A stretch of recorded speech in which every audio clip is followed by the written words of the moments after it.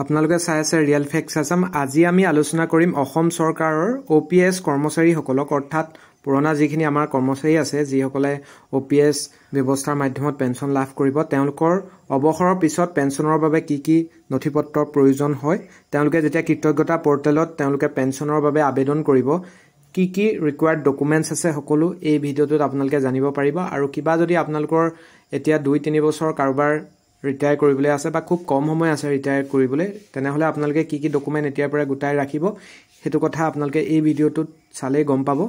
আপোনালোকে স্ক্ৰীনত এটা data sheet দেখাইছে। এই ডাটা শ্বীটত যিখিনি আপোনালোকক ইনফৰমেশ্যন বিচাৰিছে সকলো আপোনালোকৰ লাগিব।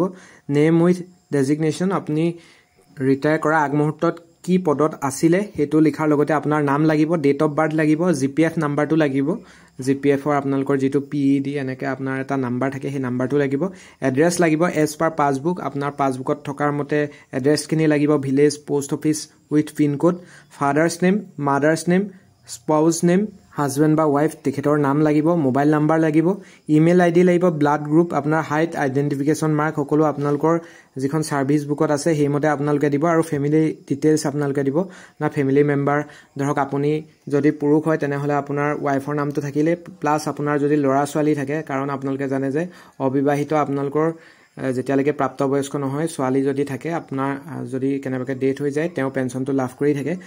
গতিকে কন্যা পুত্ৰ যিসকল আপোনাৰ ফেমিলি মেম্বাৰ আছে সকলো ডিটেইলছ ইয়াত দিব লাগিব। ইয়াৰ পিছত আপোনাৰ এখন ফৰ্ম থাকে বেচিক পে'ৰ ওপৰত, সেইখন পূৰাই দিব লাগিব। আপোনাৰ লাষ্ট পে' কিমান আছিলে, কিমান টকা আপুনি দৰমহা লাভ কৰিছিলে, সকলো ডিটেইলছ দিব লাগিব।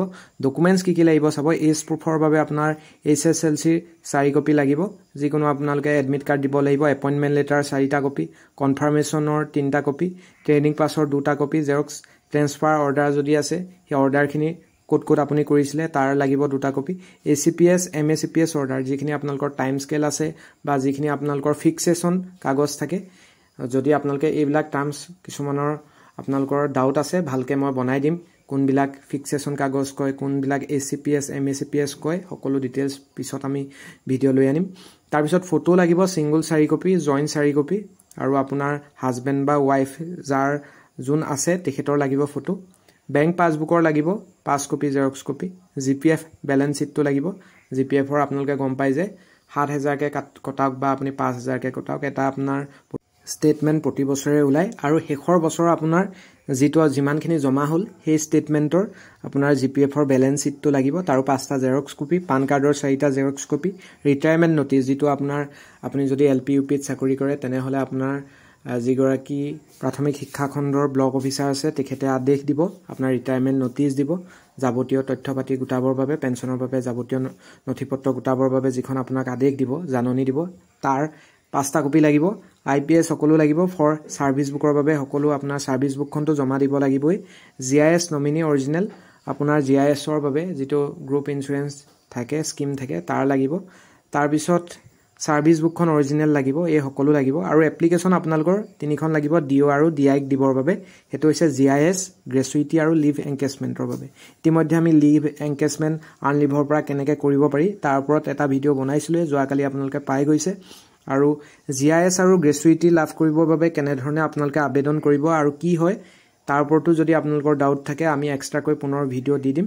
গতিকে যিসকলে আপোনালোকে অৱসৰ হ'বলৈ গৈ আছে আপোনালোকে ৰিকুৱাৰ্ড ডকুমেণ্টছসমূহ, এইখিনি ডকুমেণ্ট এতিয়াৰ পৰা আপোনালোকে সাজু কৰি ৰাখিব। আপোনালোকে যিদিনাখন ৰিটায়াৰ কৰিব কৃতজ্ঞতা পৰ্টেলত আবেদন কৰিবৰ বাবে সকলো নথিপত্ৰ কিন্তু প্ৰয়োজন হ'ব।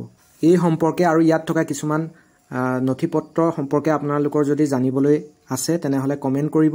আৰু এনেকুৱা গুৰুত্বপূৰ্ণ ইনফৰমেশ্যনসমূহ আগতীয়াকৈ পাই থাকিবৰ বাবে, চাকৰি সন্দৰ্ভত বা কেৰিয়াৰ কাউন্সেলিঙৰ ওপৰত যিকোনো তথ্য আগতীয়াকৈ পাই থাকিবৰ বাবে যিসকলে ফাৰ্ষ্ট আমাৰ ৰিয়েল ফেক্টছ আছাম চেনেলটো ভিজিট কৰি আছে অনুগ্ৰহ কৰি চেনেলটো ছাবস্ক্ৰাইব কৰি ল'ব। আৰু আমি ভিডিঅ'সমূহ আপলোড কৰিলে যাতে আপোনালোকে নটিফিকেশ্যন পাব পাৰে, গতিকে ছাবস্ক্ৰাইবৰ কাষত থকা বেল আইকনটো প্ৰেছ কৰি দিবলৈ নাপাহৰিব। ধন্যবাদ।